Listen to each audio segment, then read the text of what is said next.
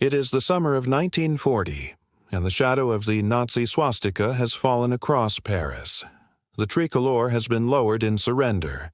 France, the mighty bastion of continental liberty, has collapsed in a matter of weeks.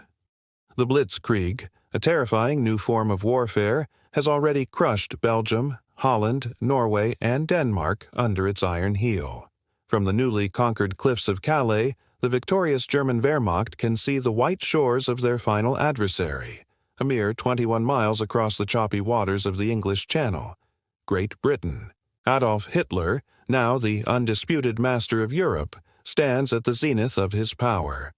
In his mind, the war is all but won. He is so confident of victory that he begins drafting a triumphant speech, an address intended for the British people, calling for their surrender. He offers them what he cynically calls peace, a proposal that is nothing less than a demand for total submission to his will. He expects the island nation, isolated and seemingly defenseless, to bow to the inevitable. But in the bomb-scarred streets of London, a different spirit stirs. The new Prime Minister, a man of bulldog tenacity and unshakable resolve named Winston Churchill, steps up to a BBC microphone. His voice, a gravelly beacon of defiance, crackles across the airwaves, reaching every home, pub, and factory in the nation. He does not speak of peace or submission. Instead, he delivers his thunderous reply, a promise that will echo through history. We shall fight on the beaches, we shall fight on the landing grounds, we shall fight in the fields, and in the streets we shall fight in the hills. We shall never surrender. The gauntlet had been thrown down. The Battle of Britain was about to begin. For Hitler, the invasion of Great Britain, codenamed Operation Sea Lion, was the logical final step in his conquest of Western Europe. The plan was audacious, envisioning a massive amphibious assault by 160,000 German soldiers across the Channel. But before a single German boot could touch British soil, one critical objective had to be achieved: air supremacy. The skies above southern England had to be swept clean of the Royal Air Force. The formidable task was handed to Hermann Göring, the vainglorious chief of the Luftwaffe, who boasted that his Eagles would smash the RAF in a matter of days. On the other side of the Channel stood a nation bracing for invasion. Churchill's government mobilized every resource. The Home Guard, a citizen militia often humorously dubbed Dad's Army, was formed, comprised of men too old or too young for regular service. They drilled with old rifles, farm tools, and makeshift weapons, a symbol of Britain's desperate but determined will to resist. Signposts were removed to confuse potential invaders, and beaches were laced with barbed wire and mines. In the skies, however, the true front line was being drawn. The defense of the realm rested on the shoulders of a small international band of young pilots in the Royal Air Force. They were the few. These pilots, many of whom were barely out of their teens, came from all walks of life.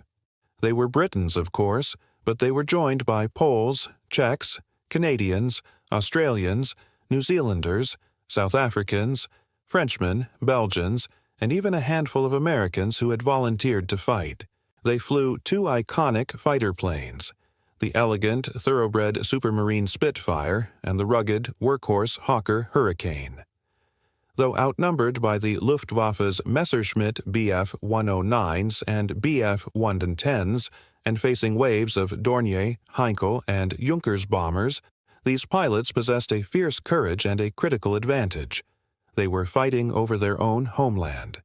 If a British pilot was shot down and survived, he could be back in the air within hours. A German pilot parachuting into the Kent countryside faced immediate capture. The battle began in earnest in July 1940. The Luftwaffe's initial strategy, known as Kanalkampf, focused on attacking British shipping convoys in the Channel and coastal towns. The aim was to draw the RAF into a battle of attrition, to wear them down and destroy their fighters. Day after day, the skies buzzed with the roar of engines and the chatter of machine guns. Dogfights became a daily spectacle for those on the ground. lethal ballets of twisting, turning aircraft leaving contrails like chalk-white signatures across the blue canvas of the summer sky. The strain on the RAF pilots was immense. They flew multiple sorties a day, often scrambling from their airfields with only minutes' notice, fueled by adrenaline, caffeine, and a grim sense of duty. Exhaustion was a constant enemy, as was the ever-present specter of a fiery death. By mid-August, Göring grew impatient. The RAF was bloodied but unbroken. He shifted tactics, launching Adler Tag, or Eagle Day, a massive, coordinated assault intended to obliterate the RAF's infrastructure. The new targets were the Fighter Command airfields, radar stations, and command centers in the southeast of England. This was the most critical phase of the battle. The radar stations, a revolutionary chain of early warning systems, were Britain's eyes. The airfields were its heart. If they were destroyed, Fighter Command would be blinded and crippled, and the battle would be lost. For weeks, the Luftwaffe pounded the airfields of Kent, Sussex, and Essex. Hangars were turned into twisted, burning metal. Runways were cratered with bomb blasts.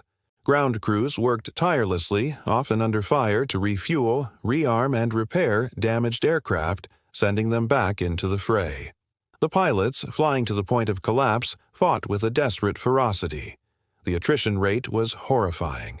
On some days, the RAF lost more pilots than it could replace.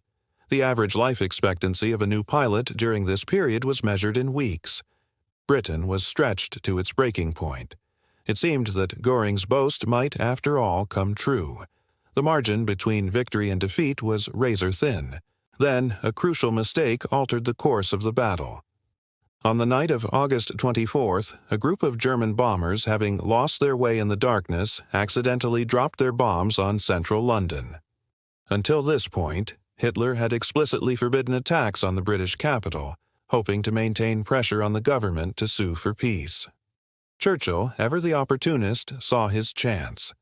In retaliation, he ordered a small-scale bombing raid on Berlin. The physical damage was negligible, but the psychological impact on Hitler was immense. The Führer was enraged that the capital of his Reich, which Göring had sworn would never be bombed, had been attacked.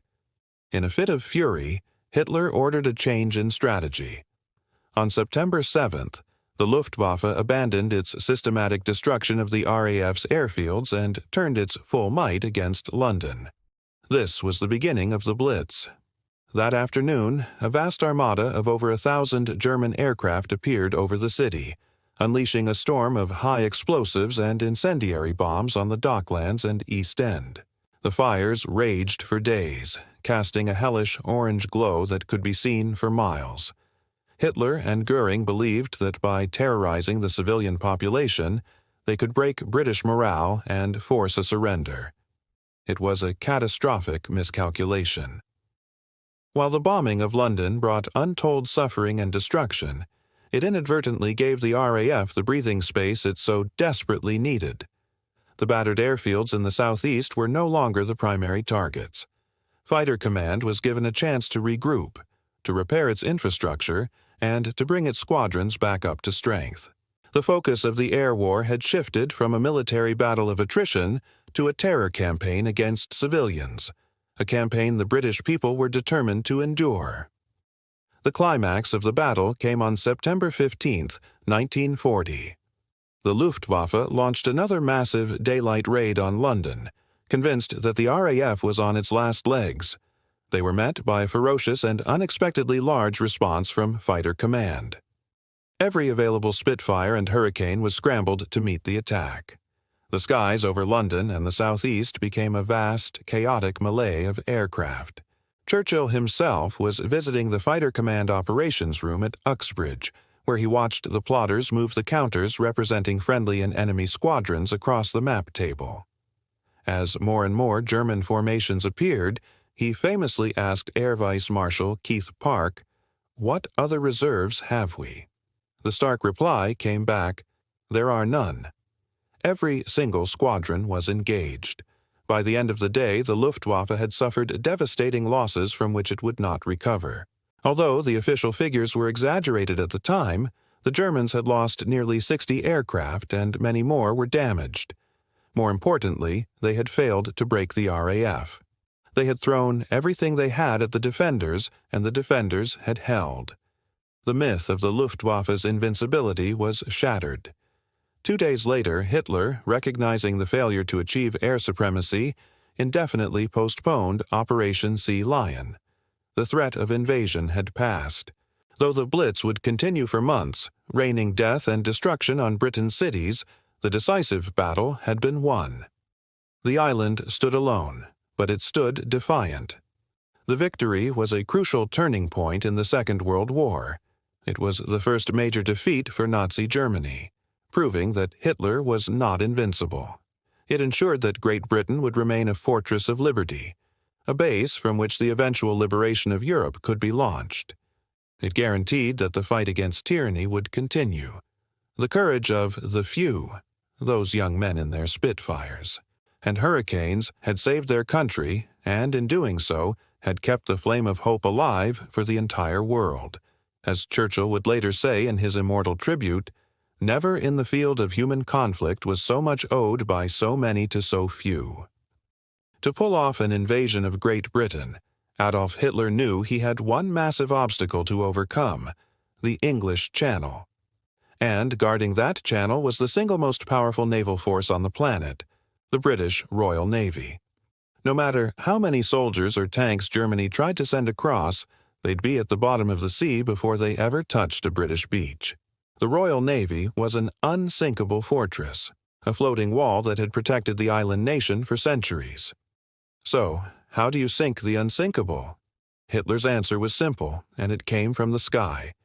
The only force that could realistically challenge the Royal Navy wasn't another navy, but a massive air force. If German planes could dominate the skies over the Channel, they could bomb the British ships into submission, clearing the way for an invasion force.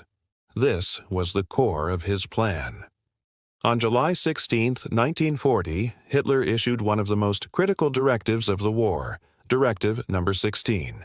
This document officially laid out the plan for the invasion of Britain, codenamed Operation Sea Lion. But the directive came with a crucial, non-negotiable condition. It stated, and this is key, that the invasion could only proceed after the German Air Force, the Luftwaffe, had achieved total, complete, and absolute air superiority over the Royal Air Force. Essentially, the entire invasion hinged on the Luftwaffe's ability to first wipe out the RAF.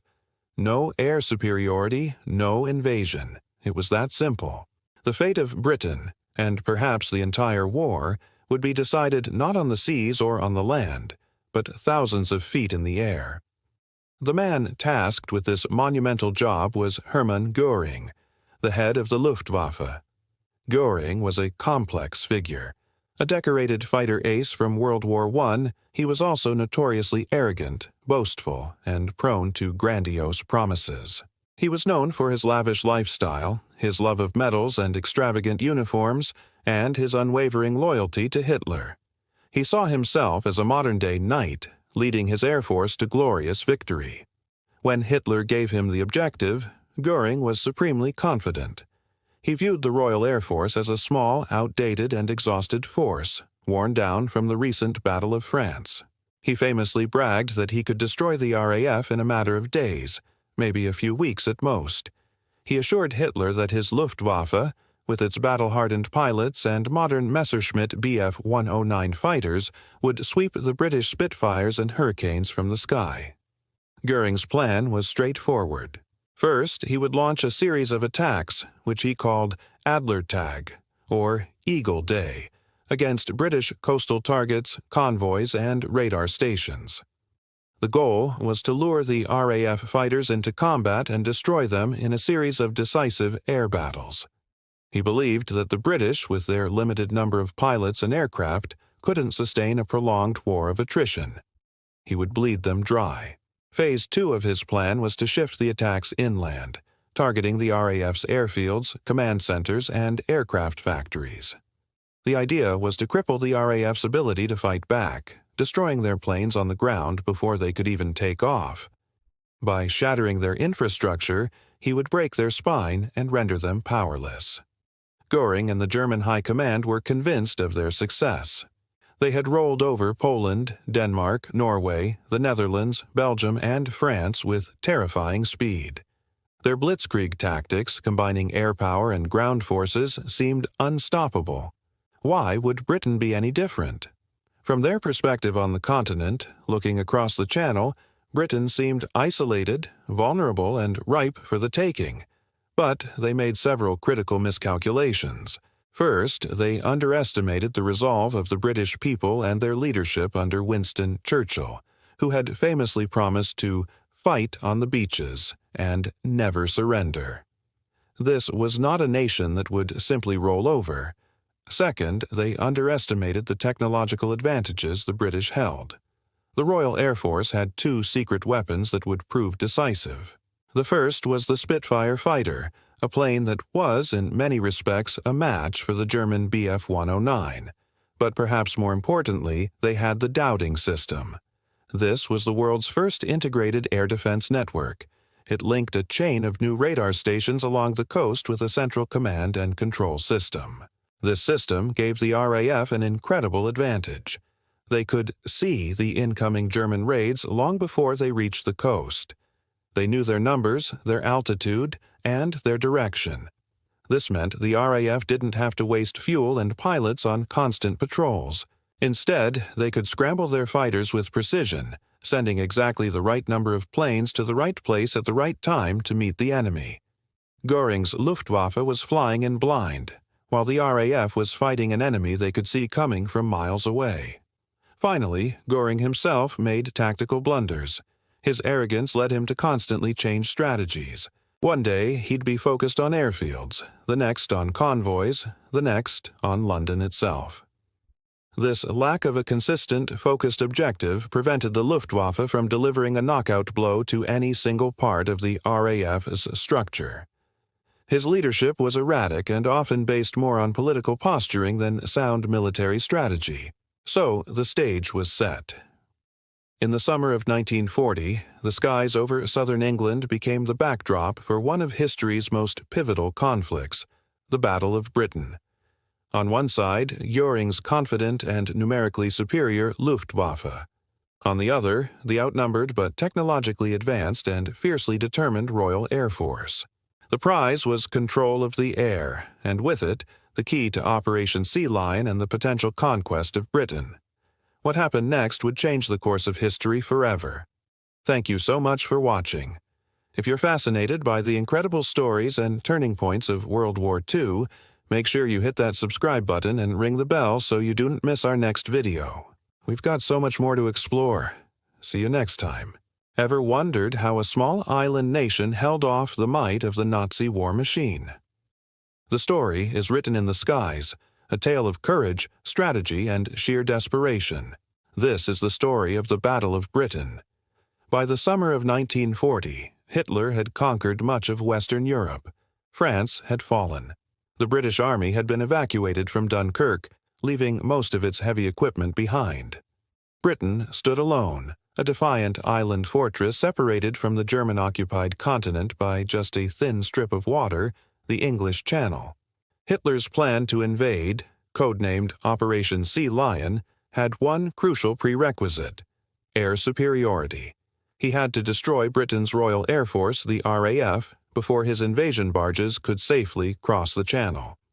The task was handed to Hermann Göring and his powerful Luftwaffe.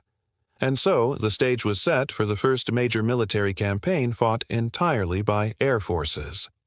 The battle for Britain's survival was about to begin. The initial phase, which historians call the Kanalkampf, or Channel Battle, kicked off in July 1940. The Luftwaffe's strategy was simple, yet cunning. They began by launching relentless attacks on British shipping convoys sailing through the English Channel.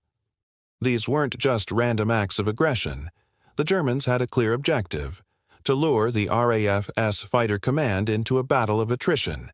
By forcing the British fighters to defend the slow, vulnerable cargo ships, the Luftwaffe hoped to wear them down, to deplete their numbers of pilots and planes over the water, where downed pilots were less likely to be rescued. It was a deadly game of cat and mouse. The RAF, led by the shrewd Air Chief Marshal Hugh Dowding, was reluctant to take the bait. He knew his forces were outnumbered and understood the bigger fight was yet to come.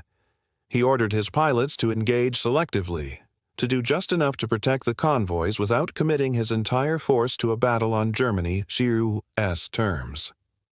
The skies over the Channel became a deadly training ground, a prelude to the main event, as both sides tested each other's strengths and tactics.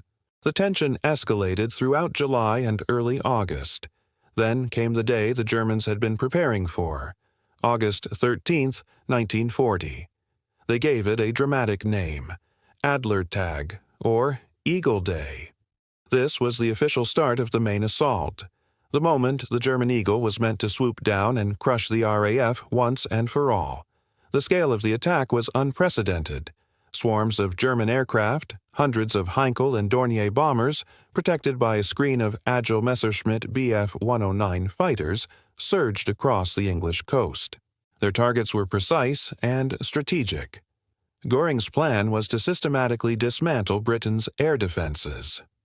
The Luftwaffe aimed for the RAF's critical infrastructure, its airfields in the south of England, the vital radar stations that lined the coast, and the command centers that coordinated the entire defense network.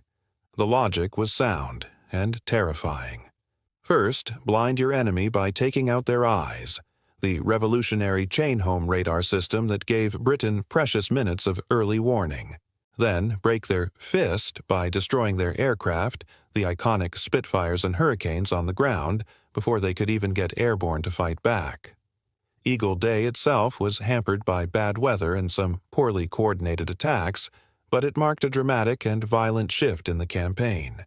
The fight was no longer just over the Channel, it was now directly over British soil. For the pilots of Fighter Command and the people on the ground, the battle for Britain had truly begun. The German strategy was brutal and direct. Day after day, waves of bombers escorted by fighters crossed the Channel. Their primary targets were the RAF sector stations, airfields like Biggin Hill, Kenley, and Hornchurch. These weren't just landing strips, they were the nerve centers of Britain's defense. Destroying them meant destroying hangars, repair workshops, fuel depots, and accommodation blocks. The goal was to make it impossible for the RAF to operate. The attacks were relentless. The drone of German engines became a constant, terrifying sound across the southern counties. Airfields were cratered with bomb blasts. Buildings were set ablaze, and the ground crews worked tirelessly, often under fire, to refuel and rearm the fighters in minutes. It was a race against time, every single day. The RAF was being stretched to its absolute limit. Pilots were flying multiple sorties a day, landing only to refuel before taking off again to face another wave of attackers. They were exhausted, outnumbered, and fighting with their backs against the wall. The situation was critical. German intelligence believed the RAF was on the verge of collapse, and for a few desperate weeks in late August and early September, they weren't far wrong. The RAF was losing more planes than its factories could produce, and, more importantly, it was losing experienced pilots faster than they could be trained. The system was bending, close to its breaking point. Just as it seemed the RAF was about to shatter, a critical decision, a twist of fate, changed the course of the battle. On the night of August 24th, a group of German bombers, navigationally lost, accidentally dropped their bombs on civilian areas of London. It wasn't an intentional attack on the city, but it triggered a chain reaction. In retaliation, Prime Minister Winston Churchill ordered a small-scale bombing raid on Berlin. The raid did little physical damage, but the psychological impact on Hitler and Göring was immense. They were enraged that the British could dare to strike the capital of the Reich. In a fateful decision driven by anger and a thirst for revenge, Hitler ordered the Luftwaffe to switch its focus. On September 7th, the strategy changed. The relentless pressure on the RAF airfields was lifted, and the full force of the German air fleet was redirected towards London. This massive aerial assault on the capital marked the beginning of the Blitz. For the people of London, it was the start of a nightmare, but for the RAF, it was a lifeline. This shift in targeting gave the battered airfields and exhausted ground crews a desperately needed break. It was a chance to repair, regroup, and rearm. The battle wasn't over, but the focus had shifted. The fight was now for the soul of London, and Fighter Command, given this crucial breathing room, was ready to meet the challenge. The Germans believed the RAF was broken and that a massive daylight raid on London would deliver the final, crushing blow. On September 15, 1940, the Luftwaffe launched what it hoped would be the knockout punch. They sent over 2 enormous waves of bombers, convinced they would meet little resistance. But they were wrong. The RAF, thanks to the respite from the attacks on its airfields, was able to meet them in full force. Every available squadron was scrambled. The skies above London and the southeast of England became a chaotic whirlwind of dogfights. Over 1,000 aircraft were involved in a sprawling, desperate battle. The British public, looking up from the streets below, could see the crisscrossing vapor trails, the glint of sunlight on wings, and the terrifying plumes of smoke from downed planes. It was a spectacle of defiance. By the end of the day, the Luftwaffe had suffered heavy, unsustainable losses. They had thrown everything they had at the RAF, and the RAF had thrown it right back. The myth of the Luftwaffe's invincibility was shattered. This day would go down in history as Battle of Britain Day. Although the blitz on London would continue for months, primarily at night, the threat of a daylight victory by the Luftwaffe, and with it the threat of invasion, had passed. 2 days later, Hitler indefinitely postponed Operation Sea Lion. The few, as Churchill famously called them, had held the line. They had saved Britain. The Battle of Britain was a pivotal turning point in the Second World War. Britain's survival ensured that the Allies had an unsinkable aircraft carrier, a base from which to launch the eventual liberation of Europe. The victory was a testament to several factors: the courage of the multinational pilots who flew for the RAF, the genius of Hugh Dowding's defensive system, the incredible output of the aircraft factories, and the resilience of the British people. But perhaps most critically, it was won because of a series of strategic errors by the German command, particularly the decision to stop attacking the airfields and switch to bombing London. This one choice gave Fighter Command the breathing space it needed to recover and ultimately win the battle. It shows how, in the crucible of war, a single decision, a moment of anger, can change the fate of nations. The battle in the skies of 1940 was more than just a military victory. It was a profound moral one that showed the world that Hitler's war machine could be stopped. Imagine this: the summer of 1940. Europe has fallen. Britain stands alone, a lone island against the might of the German war machine. The Luftwaffe, the most powerful air force in the world, prepares to sweep the Royal Air Force from the skies, paving the way for a full-scale invasion. On paper, it's a mismatch. The Germans have more planes, more pilots, more experience. The situation looks desperate. But Britain has a few tricks up its sleeve, a thin blue line of defense that will change the course of history. This isn't just a story of courage, though there was plenty of that. It's a story of innovation, of fighting smarter, not just harder. The RAF was outnumbered, yes, but it wasn't outmatched. It had 3 secret weapons. The first 2 are legends of the sky, names that still stir the soul. First, the Hawker Hurricane. This was the unsung hero of the battle, a rugged, dependable workhorse. It wasn't as glamorous as its famous sibling, but it was tough, stable, and easy to repair. The Hurricane was responsible for shooting down more enemy aircraft than all other defenses combined. It was the backbone of the RAF, the sturdy shield that absorbed the brunt of the Luftwaffe's attack. Think of it as the reliable old pickup truck that just gets the job done, day in and day out, no matter what you throw at it. Then there's the icon, the Supermarine Spitfire. Even its name sounds fast. The Spitfire was a masterpiece of engineering, a thoroughbred fighter. With its sleek elliptical wings and powerful Rolls-Royce Merlin engine, it was one of the fastest and most agile aircraft in the world. It could outturn and outclimb the German Messerschmitt Bf 109 at certain altitudes. While the Hurricanes tackled the slower German bombers, the Spitfires, These elegant silver blades would dive from above to engage the faster fighter escorts. They were the rapier to the Hurricane's broadsword, a symbol of British defiance and technological prowess. Having these incredible planes was a huge advantage, but planes are only as good as the system that directs them. The Germans had more aircraft, so if the RAF sent all their fighters up at once in a massive, chaotic dogfight, they'd be overwhelmed by sheer numbers.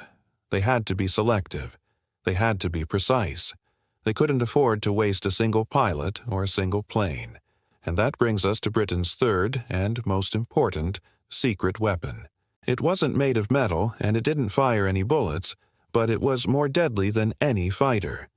It was called the Dowding System. Named after its creator, Air Chief Marshal Hugh Dowding, this was the world's first integrated air defense network. It was a revolutionary system, a web of technology and human intelligence that gave the RAF something close to a superpower, the ability to see the future. Here's how it worked. All along the coast of Britain, a chain of mysterious towers had been built. These were radar stations. Radar was a brand-new, top-secret technology. These stations could detect incoming German aircraft formations while they were still massing over France, more than 100 miles away. They could tell their direction, their altitude, and roughly how many there were.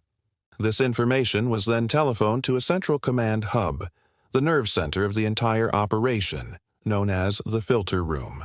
Here, women of the Women's Auxiliary Air Force would plot the enemy movements on a giant map table using wooden blocks. It was a live, real-time picture of the air war. They were essentially playing a high-stakes game of three-dimensional chess, tracking dozens of friendly and enemy formations at once. From the filter room, the information was passed to the sector control rooms. The sector controller, looking down at this map, had the complete picture. He knew exactly where the enemy was and where his own squadrons were. He could see the battle unfolding before it even began. So, instead of sending up patrols to fly around hoping to find the enemy, he could wait. He could hold his fighters on the ground, pilots at the ready, until the perfect moment. Then, with pinpoint precision, he would scramble just the right number of squadrons to intercept the raid. Squadron 303, scramble, Angels 1-5, Vector 1-2-0. The pilots knew exactly where to go, what altitude to climb to, and what to expect when they got there. It was brutally efficient. Think about the difference this made. The Luftwaffe pilots were flying in blind. They had no idea if they were flying into a trap or if the skies ahead were empty. They were a powerful but blunt instrument. The RAF, thanks to the Dowding system, was a surgeon's scalpel. They knew where to be, when to be there, and what they were up against. They could meet the enemy on their own terms, conserving precious fuel, pilots, and aircraft. It turned a battle of brawn into a battle of brains. This incredible network of radar, observers, plotters, and controllers was the true key to victory in the Battle of Britain. The Hurricane and the Spitfire were the fists, but the Dowding system was the mind that guided them. It allowed a smaller force to fight and win against a larger one. It was a triumph of strategy and technology that not only saved Britain in its darkest hour, but also laid the foundation for modern air traffic control and air defense systems we still use today.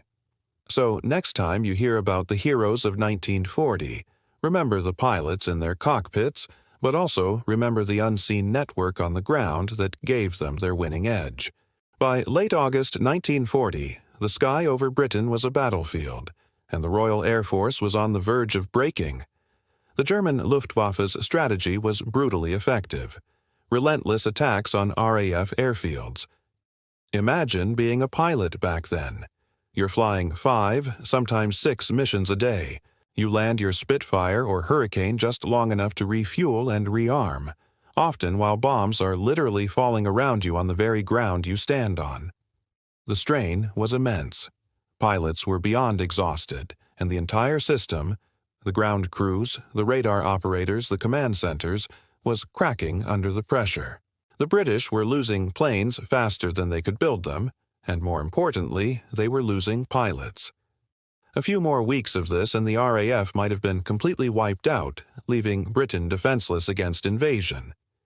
Then, on the night of August 24th, something happened that would change the course of the war. A single German bomber, a Heinkel He-111, got lost. Its crew, disoriented in the darkness, made a critical error.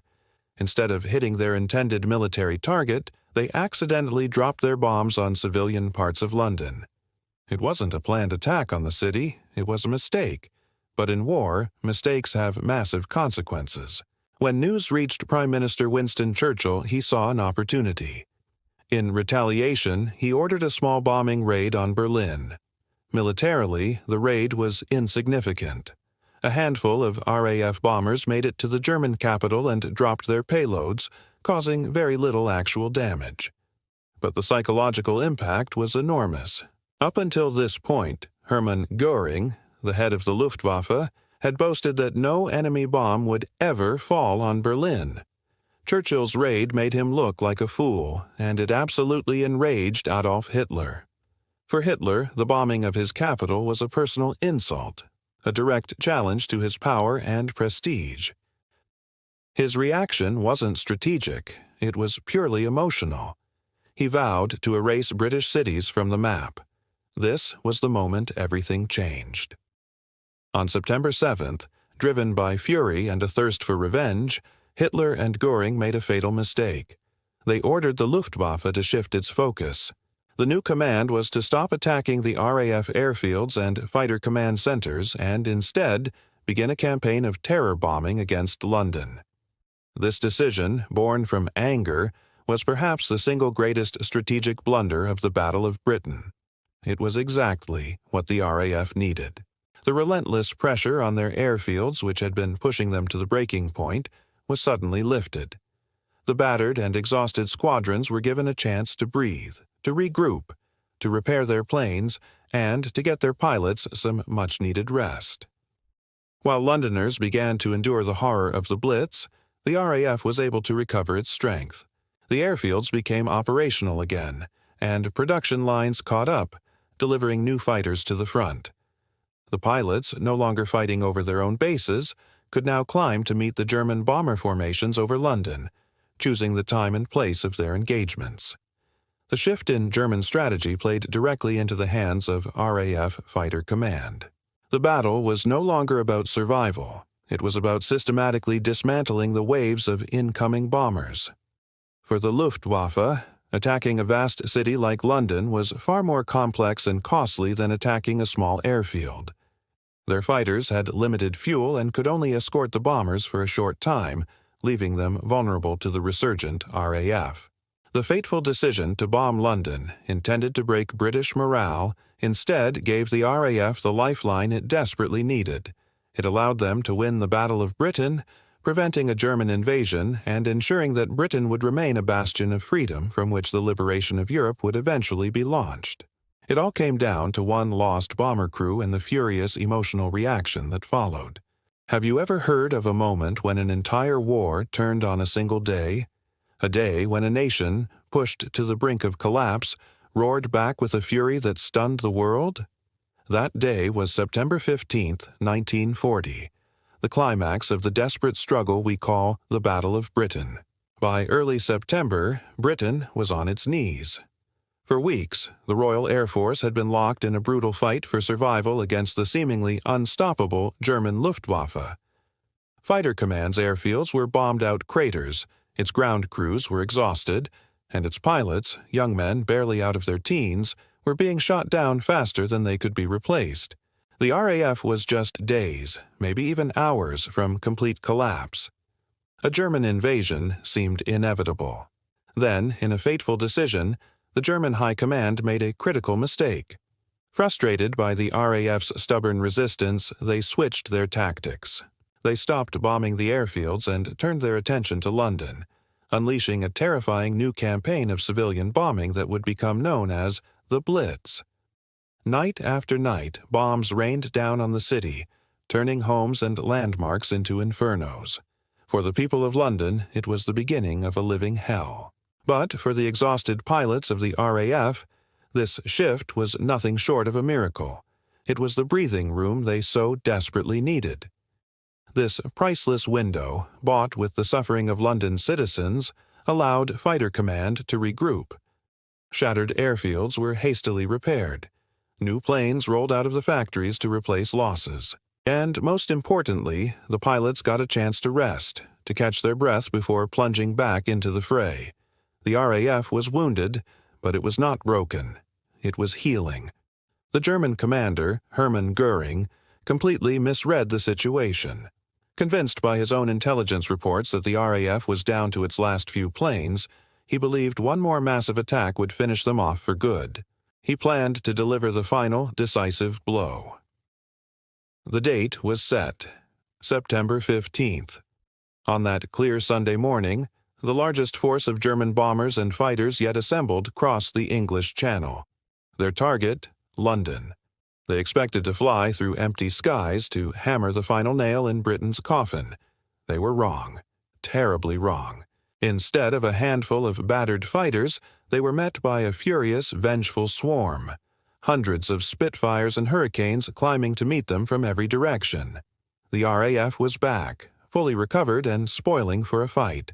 The carefully planned German formations, designed to protect the bombers, were torn to shreds. The sky over southern England became a chaotic maelstrom of dogfights. Novice German pilots who had been told the RAF was finished were horrified to find themselves locked in combat with skilled, battle-hardened British veterans. The unbeatable Luftwaffe was shattered. Bombers were shot down in droves, their crews unable to complete their missions. Fighter escorts were scattered and destroyed. The losses were devastating, unsustainable. By the end of the day, it was clear that Göring had gambled everything on this one massive raid, and he had lost. The myth of German air invincibility was broken forever in the skies over London. This single day proved to the world, and more importantly, to the Germans themselves, that Britain could not be defeated from the air. The planned invasion of the British Isles was postponed, and then cancelled indefinitely. September 15th would go down in history as Battle of Britain Day, the moment the tide turned. It was a victory won by the courage of a few hundred pilots, the resilience of a nation, and a fatal miscalculation by the enemy.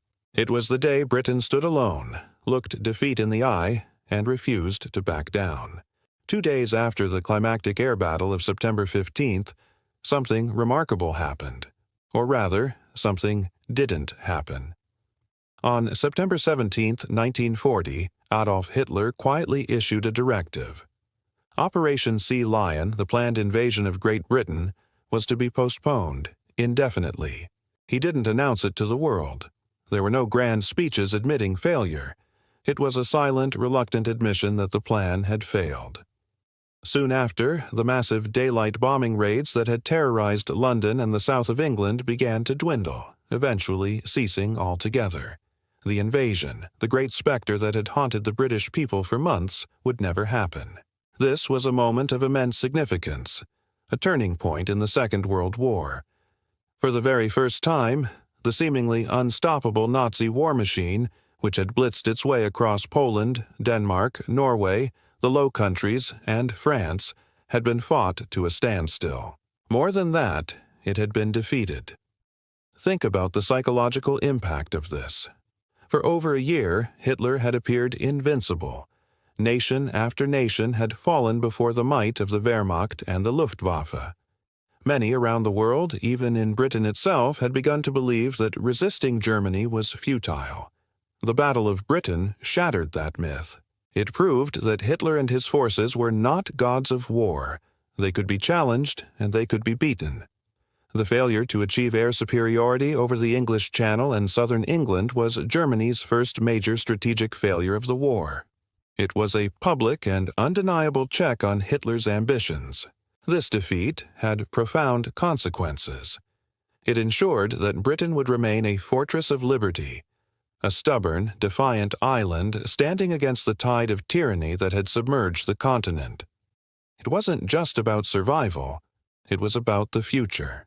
Britain became the crucial unsinkable aircraft carrier, the staging ground, the arsenal, and the sanctuary from which the eventual liberation of Europe would be launched. Without a secure Britain, there would have been no base for the Allied forces to gather their strength, no platform for the strategic bombing campaigns against Germany, and no starting point for the D-Day landings. And who secured this monumental victory? It wasn't vast armies or massive fleets. The fate of Britain, and arguably the free world, rested on the shoulders of a small, exhausted group of young men from Britain and all over the Commonwealth and Allied nations. These were the pilots of the Royal Air Force. For months they had flown day after day, outnumbered, and often against more experienced opponents, pushing themselves and their machines to the absolute limit. They were tired, they were stressed, and they saw their friends and comrades fall, but they never broke. They just kept getting back into their cockpits, climbing into the sky to meet the enemy. It's their courage and sacrifice that Prime Minister Winston Churchill immortalized in one of the most famous speeches ever given. Standing before Parliament, he captured the essence of their contribution with words that still resonate today. He spoke of the gratitude of a nation, of a world, and said, "Never in the field of human conflict was so much owed by so many to so few." Those words perfectly encapsulate the reality of the Battle of Britain. A handful of heroes, the few, stood against the many, and in doing so, saved everyone. They didn't just win a battle, they secured the very possibility of final victory. Their legacy is a powerful reminder that even in the darkest of times, courage and determination can change the course of history. Thanks for watching, and if you found this story as inspiring as I do, please like this video and subscribe for more chapters from our shared past.